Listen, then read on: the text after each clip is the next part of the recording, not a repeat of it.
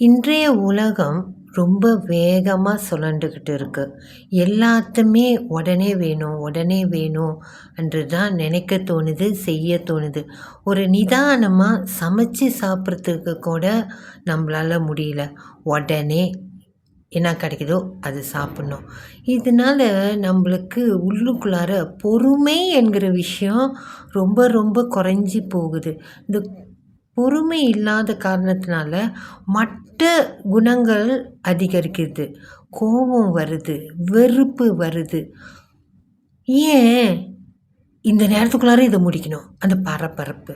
அந்த பரபரப்ப விட்டுட்டு நிதானமா நமக்குள்ளார அந்த பொறுமைய வளர்க்க முயற்சித்தோமானால், பல வகையான நன்மைகள் நமக்கு கூடும். இது நிச்சயம். அதனால பொறுமையை வளர்ப்போம்.